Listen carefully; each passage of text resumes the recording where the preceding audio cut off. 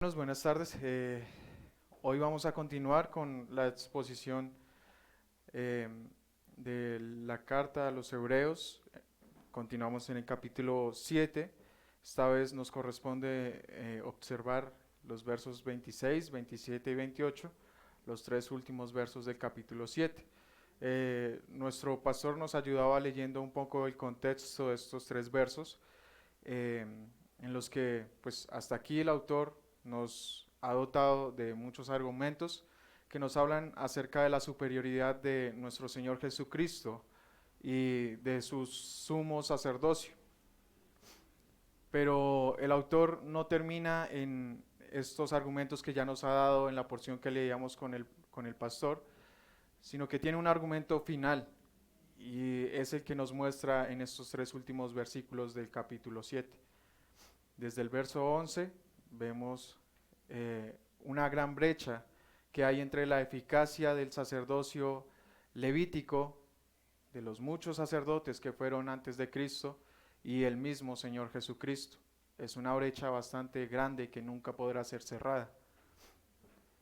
Esto lo hace a través de argumentos tales, gracias.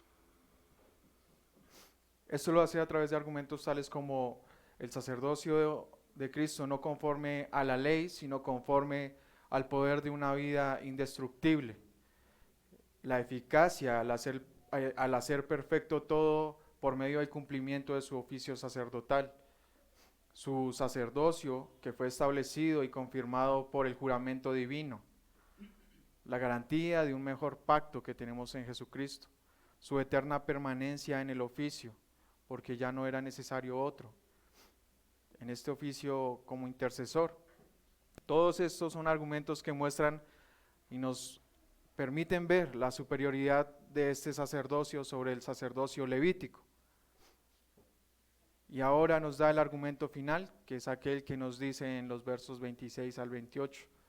Porque tal sumo sacerdote, si usted quiere leerlo ahí conmigo, porque tal sumo sacerdote nos convenía santo, inocente, sin mancha, apartado de los pecadores y hecho más sublime que los cielos, que no tiene necesidad cada día, como aquellos sumos sacerdotes, de ofrecer primero sacrificios por sus propios pecados y luego por los del pueblo, porque esto lo hizo una vez y para siempre, ofreciéndose a sí mismo, porque la ley constituye sumos sacerdotes a débiles hombres, pero la palabra del juramento hecha por Dios, posterior a la ley, constituye al Hijo, hecho perfecto para siempre.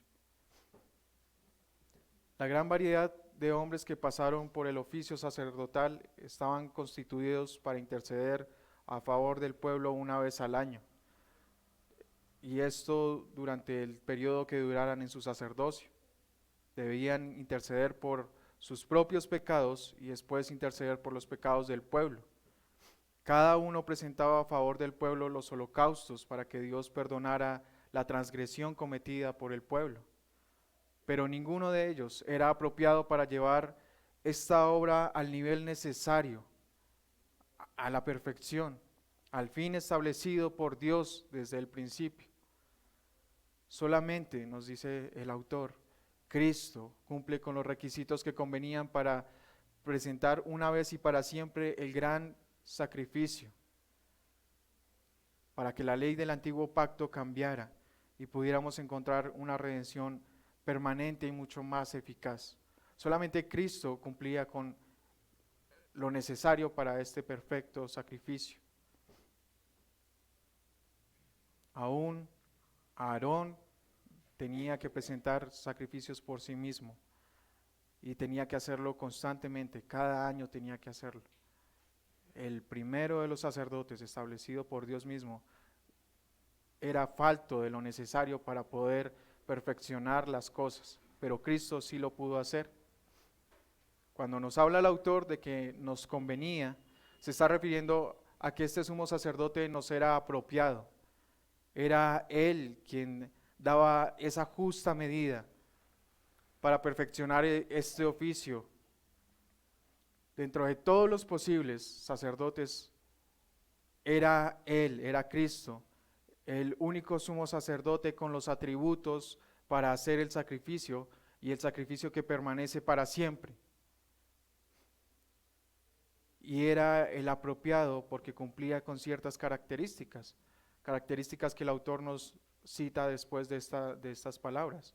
Nos convería un sumo sacerdote santo, inocente, sin mancha, apartado de los pecadores y hecho más sublime que los cielos. La designación como santo que usa el autor es aquella designación que se usa también de la santidad de Dios como su atributo, lo que nos muestra la rectitud que había en la persona de Cristo. Él no tenía contaminación ninguna, en él no había ninguna mancha de pecado como en nosotros, lo que nos permite ver a un Cristo que nunca anduvo, como dice el Salmo, en consejo de malos, ni estuvo en camino de pecadores, ni se sentó en silla de escarnecedores, porque este Cristo compartía la misma santidad de Dios el Padre. Cuando el autor nos habla de su inocencia, nos muestra que ningún área del carácter de Jesucristo podría abrigar maldad.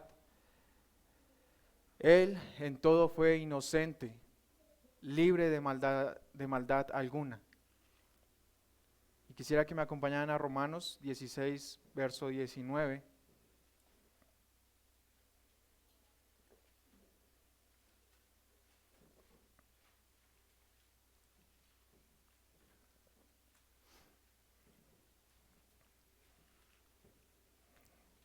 Romanos capítulo 16, verso 19, que nos dice: porque vuestra obediencia ha venido a ser notoria a todos, así que me gozo de vosotros, pero quiero una cosa más, que seáis sabios para el bien e ingenuos para el mal.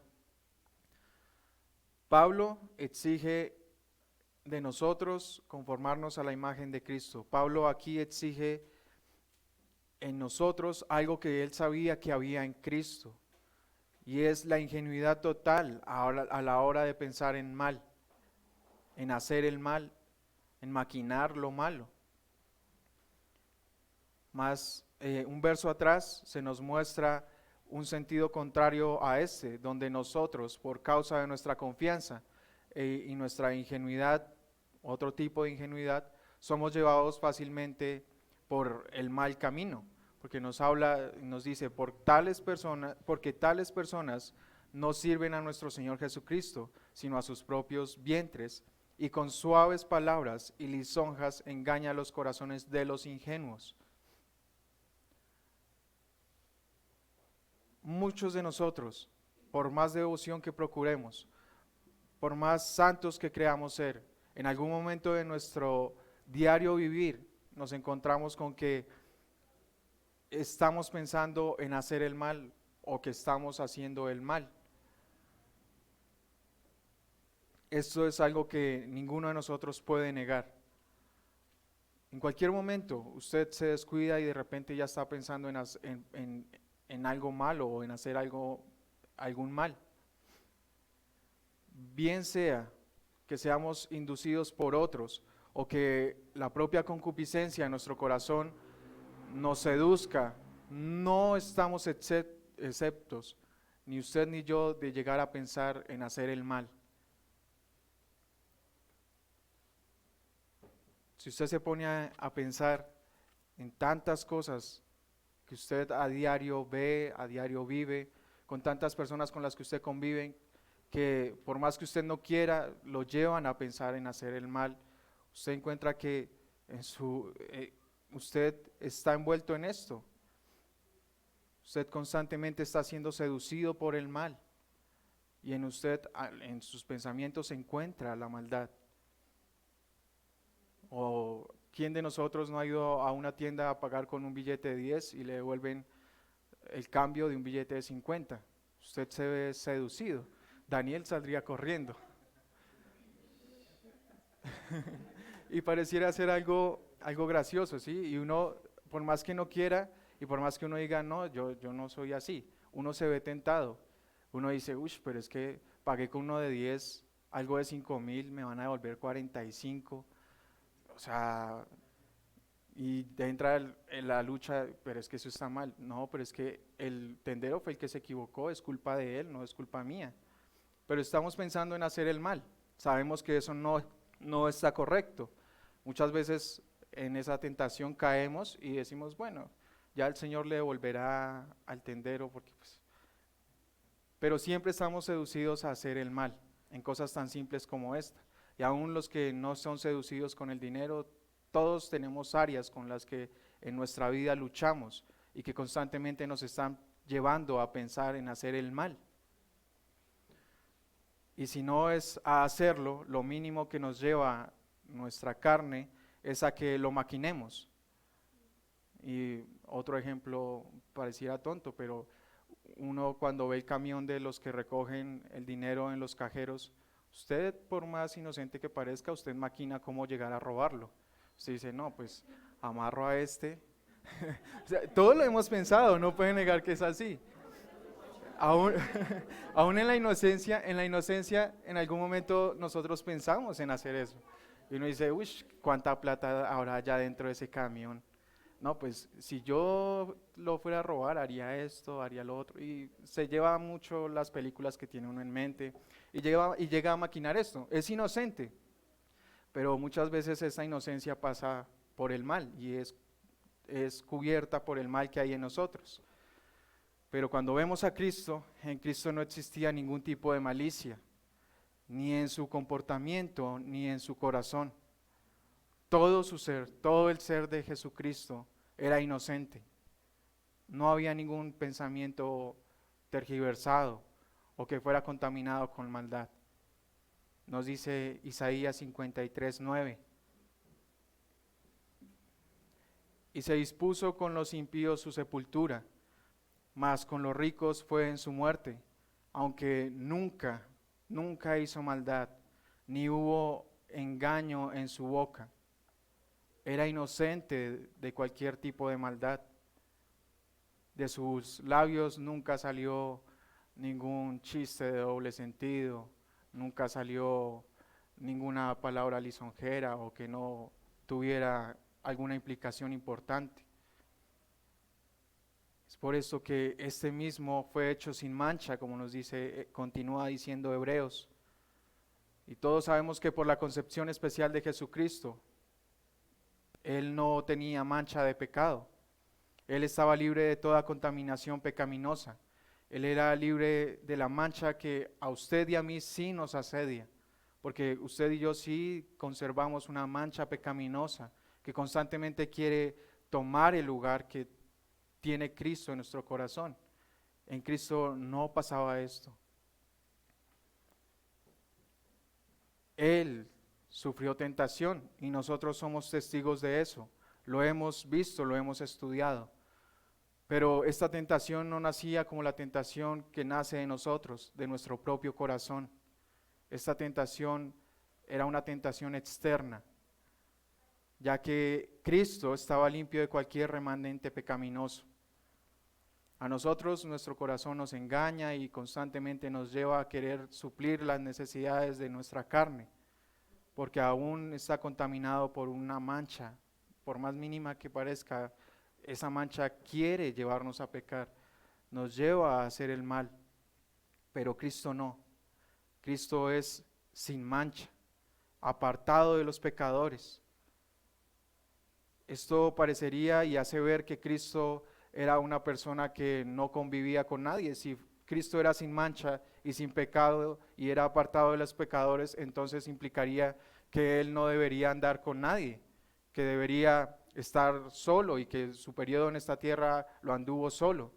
Pero nosotros hemos visto que en varias ocasiones Cristo fue juzgado porque comía con ladrones, porque andaba con prostitutas, porque convivía en general con pecadores. Y aunque Jesús hiciera estas cosas, en su corazón, su intención de andar con ellos era totalmente distinta a lo que podría parecer. Nos dice Marcos capítulo 2, verso 16 al 17, si quiere acompañarme ahí. Marcos capítulo 2, verso 16 al 17. Aquí podremos ver en qué sentido Cristo estaba apartado de los pecadores y ver cómo esto no entra en controversia con el hecho de que Cristo anduviera con pecadores. Porque su intención, la intención de Jesucristo al andar con pecadores era una intención sana, era una intención totalmente distinta a la que podríamos llegar a percibir nosotros. Marcos 2, verso 16 al 17. Y los escribas y los fariseos, viéndole comer con los publicanos y con los pecadores, dijeron a los discípulos: ¿qué es esto? ¿Que él come y bebe con los publicanos y pecadores? Y al oír esto, Jesús les dijo: los sanos no tienen necesidad de médico, sino los enfermos. Preste bien atención a esas palabras: los enfermos. No he venido a llamar a justos, sino a quienes, a pecadores. Jesús, aunque andaba con pecadores, no se congraciaba con los actos que estos pecadores habían cometido, ni participaba de ellos. Pero él sabía que a quienes el mundo tenía por viles y menospreciados, necesitaban ser liberados de su condición, necesitaban ser sanos del pecado que asediaba y que los llevaba a una justa condenación, condenación de muerte. Y esta era la única intención de Cristo al compartir con ellos: poderlos sanar, poderlos libertar de aquel pecado. Por eso su evangelio se basaba en el arrepentimiento. Convivía con ellos, pero siempre llamándolos al arrepentimiento, a la conversión, a que dejaran de lado sus pecados. Por eso cuando se encuentra con la prostituta que van a apedrear, le dice: vete, vete y no peques más. La intención de Cristo no era congraciarse con ellos, sino al contrario, sanarlos de esa enfermedad que los consumía. Es la misma enfermedad que nos consume a nosotros. Su corazón estaba apartado de llegar a aprobar cualquier conducta mala de estos hombres con los que convivían. A esto se refiere, que era apartado de los pecadores. Cosa que para nosotros es complicado concebir, porque nuestro corazón está manchado de pecado. Somos susceptibles a caer en las prácticas que llevan a cabo aquellos con los que nos juntamos. Si usted se junta mucho con alguien, algo se le pega. Si es bueno, alguna manía, alguna forma de expresión, usted siempre resulta contaminado de algo que tiene la persona con la que usted se junta. Por eso muchas veces decimos: dime con quién andas, dime con quién te juntas, y yo te diré quién eres. Porque nosotros sí estamos contaminados por el pecado, en nosotros sí hay mancha de pecado, y eso nos lleva a querer adquirir las conductas pecaminosas que tienen aquellos que nos rodean, pero en Cristo no. En Cristo no fue así. Jesús es precisamente el sumo sacerdote que necesitábamos, es el sumo sacerdote que nos convenía. Él tiene la cualidad única de haber experimentado la fuerza completa de la tentación sin haber sucumbido ni una sola vez ante ella. No hay cuestionamiento alguno de su superioridad para aparecer delante de la presencia de Dios. Él es santo de Dios. Él es libre de toda culpa y contaminación. Se pudiera hablar de Jesús como el sumo sacerdote ideal, libre de toda contaminación. Los cristianos tenemos a este como nuestro sumo sacerdote, a uno que no queda en simples ideales, no se queda en: ay, qué bueno sería que hubiera uno que intercediera por nosotros perpetuamente delante de Dios. Sería ideal tener uno que cumpliera la labor de sumo sacerdote de una manera perfecta. Cristo no se queda en esto. Cristo se encarna y cumple con esta labor. En Cristo tenemos uno que preservó su pureza mientras recorría los caminos comunes de este mundo y compartía junto con usted y conmigo, con aquellos oyentes hebreos, la suerte de ser humano. En Cristo no podemos anhelar un ideal, en Cristo tenemos al ideal. Aunque vino a la tierra en semejanza de carne de pecado, vivió entre los pecadores, recibió a los pecadores, comió con los pecadores. Cristo fue conocido como amigo de los pecadores. Sin embargo, Él está apartado de los pecadores. Él está en una clase diferente a la de los hombres pecadores. Y ahora está exaltado por encima de los cielos para compartir el trono de Dios. Por eso el autor a los Hebreos nos continúa diciendo que este fue hecho más sublime que los cielos.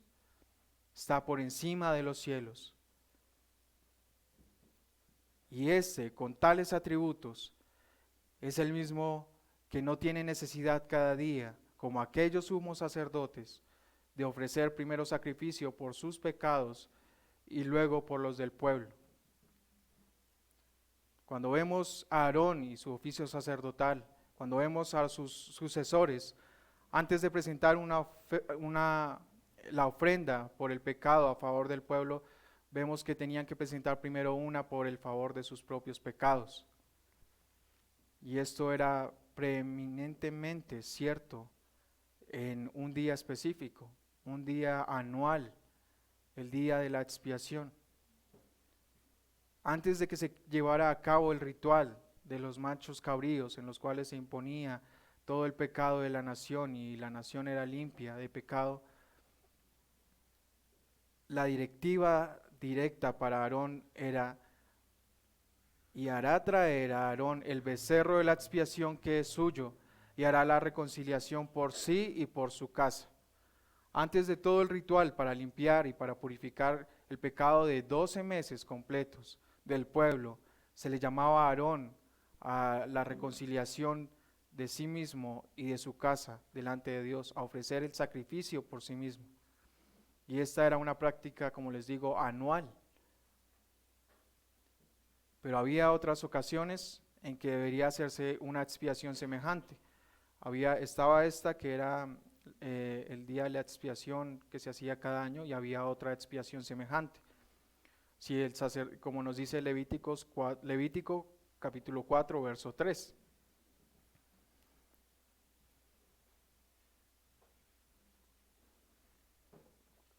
Levítico 4, verso 3. Si el sacerdote, ¿ya todos están ahí? Sí. Si el sacerdote ungido pecare según el pecado del pueblo, ofrecerá a Jehová por su pecado que habrá cometido un becerro sin defecto para expiación. Estas ofrendas ocasionales pudieron ser y estaban en la mente del autor cuando utilizó esta expresión de que este sumo sacerdote no tiene necesidad cada día de ofrecer los sacrificios. Si observamos bien, no hay en las Escrituras un mandamiento explícito que nos diga que el sumo sacerdote debía ofrecer el holocausto diariamente. Pero existe la posibilidad implícita de que esto que leímos en Levítico 4, y si usted quiere leer Levítico 4 del 1 en adelante verá de qué estamos hablando. Existe la posibilidad implícita de que este tipo de sacrificio que acabamos de leer en Levítico 4:3 fuera diaria. Podría haber sido un riesgo diario, dice el autor, cuando nos expresa que los sacerdotes tenían que ofrecer diariamente el sacrificio. Entonces, todo sumo sacerdote tendría que presentar sacrificio cada vez que ocurriera esto. ¿Que ocurriera qué? Lo que leímos en el verso 3 de Levítico 4, que el sacerdote ungido pecare según el pecado del pueblo, y entonces tendría que ofrecer a Jehová un sacrificio por su pecado. Y si el sacerdote pecaba constantemente o diariamente, pues diariamente tendría que ofrecer un sacrificio por el pecado. Otro aspecto implícito que nos muestra el verso es lo que les acabo de decir, que el sacerdote debía presentar sacrificios primero por sí mismo, antes de presentar el sacrificio por el pueblo, lo que implica que el sacerdote estaba también sujeto a la necesidad de ser redimido por su propio pecado. Y es ahí, después de ver todo esto, donde entra nuestro Señor Jesucristo, donde entra Jesús a hacer un contraste muy marcado. Él, Cristo, no necesitaba presentar un sacrificio diario, o ni siquiera un sacrificio anual por el pecado del pueblo, porque como nos dice el autor a los Hebreos, esto lo hizo una vez y lo hizo para siempre. Él presentó un sacrificio permanente, un sacrificio válido a favor de ellos cuando ofreció su propia vida, a favor suyo y a favor mío. Una ofrenda tan perfecta y eficaz que no necesitaba ser repetida. Y menos aún tiene necesidad de presentar un sacrificio por sí mismo, porque como veíamos, Él es santo, Él es inocente, Él fue hecho sin mancha, apartado de los pecadores.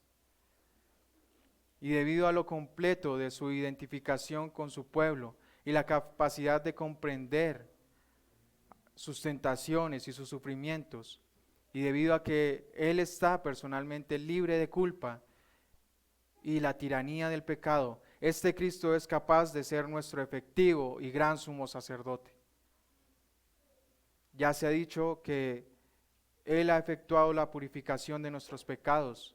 Cuando vamos a Hebreos, en el capítulo 1, en el verso 3, ya se nos ha dicho que fue llamado para expiar los pecados del pueblo, en el capítulo 2, verso 17, ya que es función de todos los sumos sacerdotes presentar ofrendas y sacrificios por los pecados, como lo vemos en el capítulo 5, verso 1. Pero ahora se nos dice expresamente cuál es la naturaleza del sacrificio que ofreció nuestro Señor. En el capítulo 7 nos dice que ofreciéndose a sí mismo, esta es la naturaleza del sacrificio de nuestro Señor Jesucristo. Él se ofreció a sí mismo, no un cordero sin mancha, no un cordero, sino ofreció su misma vida para la expiación de nuestros pecados. En el Antiguo Testamento hay un presagio de tal ofrenda de sí mismo, que lo vemos en Isaías 53:10. Y esto lo vemos en el retrato del siervo sufriente que nos muestra Isaías, y el cual ha puesto su vida en expiación por el pecado de otros. Si vemos Isaías 53:10, podemos ver bien este presagio.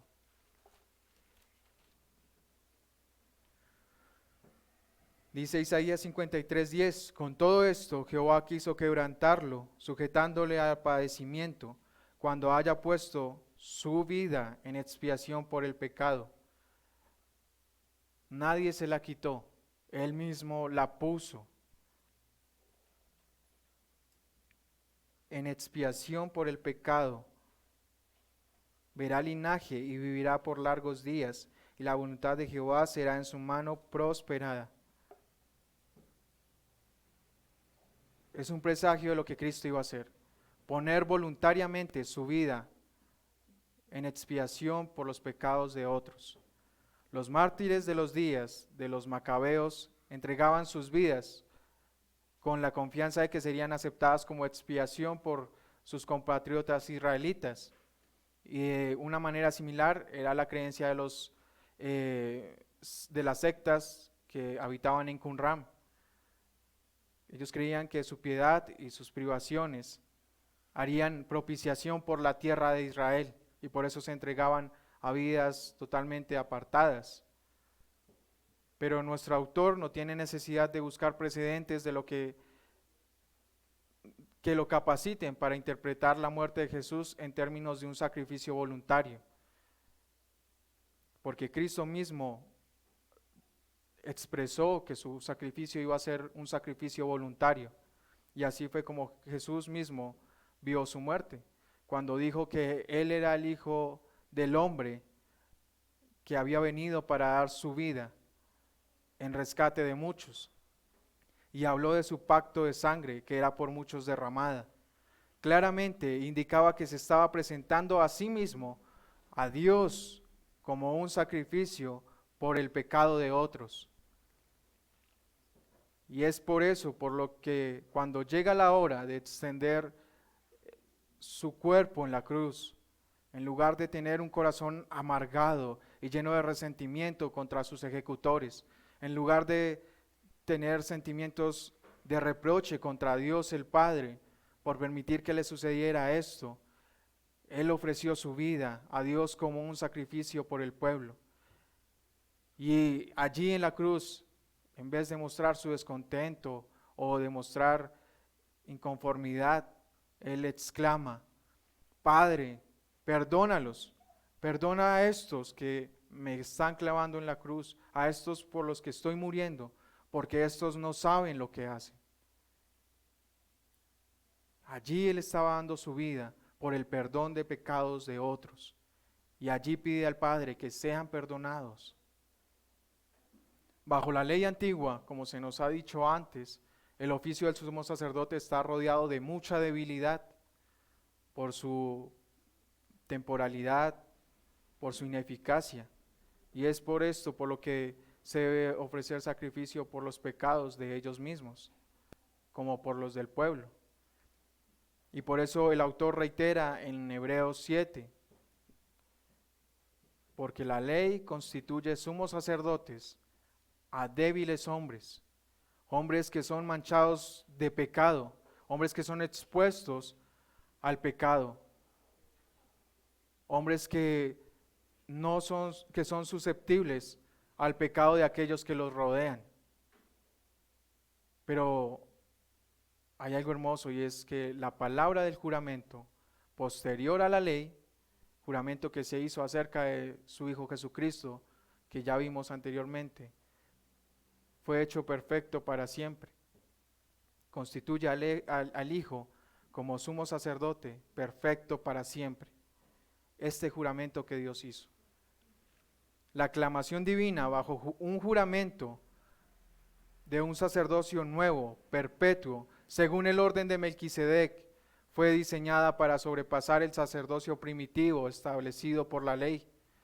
Este sacerdocio de Cristo reemplazó y se hizo efectivo cuando apareció Cristo, nuestro Mesías, y vindicó su título de sumo sacerdote sobre la base de un sacrificio perfecto. Él es el más grande sumo sacerdote, porque presentó un sacrificio perfecto, un sacrificio que no debía volverse a presentar. Este es completamente equipado, Cristo es completamente equipado para llevar a cabo un ministerio intercesor a la diestra de Dios. Este sumo sacerdote no está sujeto a todas las condiciones de fragilidad terrenal, como lo estaba el sacerdocio levítico.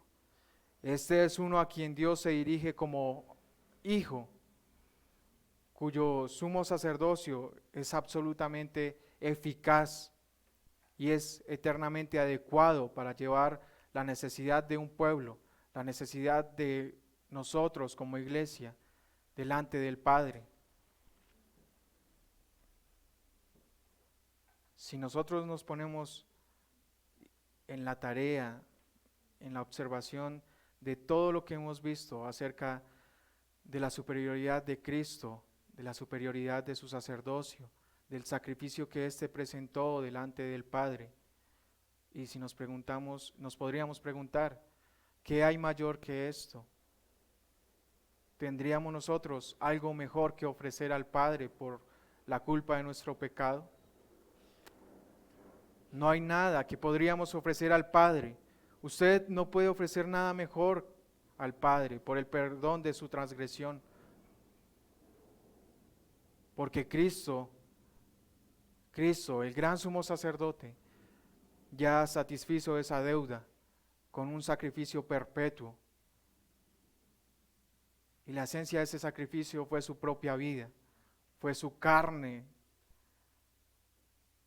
molida por nuestra transgresión, fue su sangre derramada a causa de nuestro pecado. ¿Qué hay en usted que pueda ofrecer que sea mejor que esto? Esto, hermanos, debería llevarnos a vivir en una constante humillación delante del Padre.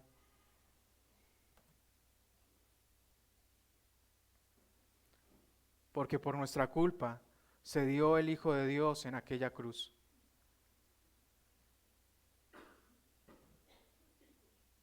¿Usted cree que con sus obras puede cubrir algo de la culpa por causa de su pecado? Cuestiónese, ¿qué intención trae en su corazón cada vez que se acerca delante del Señor? ¿Usted cree que por cumplir con la iglesia, que por cumplir con venir cada domingo, está comprando el favor de Dios? ¿Usted cree que por el servicio que ejerce dentro de la iglesia, usted está comprando el favor a causa de sus pecados? No, hermanos. El favor de Dios ya fue comprado. Ya fue comprado con uno que tenía todo lo necesario para hacerlo. Por eso, su verdadera actitud al acercarse a la iglesia, al acercarse al culto delante del Señor, debería ser una actitud de humildad, reconociendo que todo lo que somos, que todo lo que tenemos, que todo lo que podemos hacer dentro del reino de Dios es por causa de Cristo, no por nuestra propia causa. Es por la conveniencia de Cristo que usted y yo podemos hacer todo lo que hacemos. Si usted sirve en la iglesia, es por el favor de Cristo, es por ese gran sacrificio que Él hizo. Porque por sus méritos usted no alcanza a cubrir un segundo de pecado durante toda su vida. Es por eso que Cristo es el gran y superior sumo sacerdote. Acompáñeme en una oración.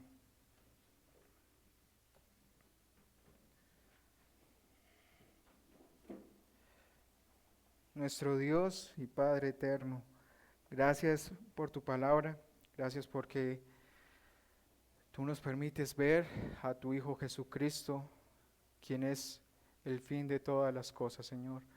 Gracias porque nos permites ver que aquel que se ofreció en la cruz es lo suficiente para cubrir por su sacrificio, por su vida entregada, nuestros pecados.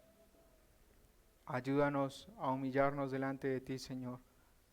Ayúdanos a reconocer a través de la grandeza de tu Hijo Jesucristo nuestra gran debilidad, Señor, nuestra gran incapacidad para hacer algún mérito delante de tus ojos, Señor. El gran mérito lo tenemos únicamente en aquel sacrificio ofrecido en la cruz. Humilla nuestros corazones, Señor.